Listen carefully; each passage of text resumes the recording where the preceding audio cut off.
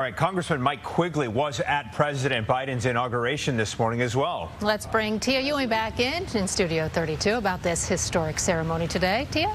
Thank you, Sally and Anthony. Yeah, Congressman Quigley, he is going to join us right now. Thank you so much for being with us. I know this was a historic day for you to witness in the first place. You've been in your seat since former Presidents Barack Obama and Donald Trump. Now it's the start of the Biden-Harris presidency. What do you see on the horizon that's different from the past 4 years?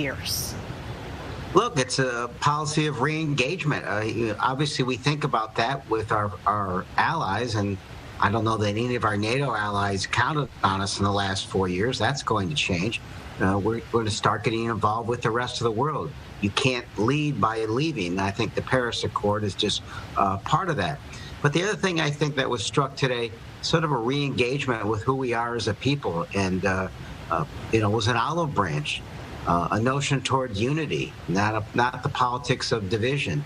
So those are important steps. There's a lot to do, and we're going to need bipartisan cooperation to the extent we can. One quote that sticks out to me is when Biden said the dream of justice for all will be deferred no longer. What did you see or hear today that stood out most to you? You know, I think that's incredibly important. The President of the United States, besides the historic qualities of his selection as vice president, as a key part of his inaugural address, addressing that.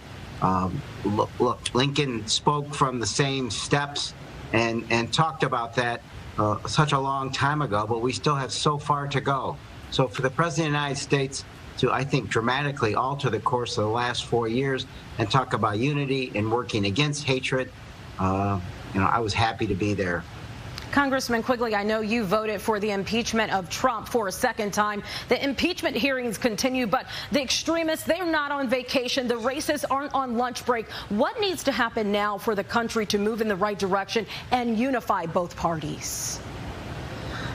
I think challenging the risks that are out there, assessing for a while. Look, there's a reason we have a two-party system. It's okay. It's okay if we argue. It's just a question of, at some point in time, we have to recognize that the other party isn't the enemy, and we have to recognize that there's more that unites us than divides us, that we can get these things done. I don't mind arguments. It's okay. It's not a dictatorship or one-party rule.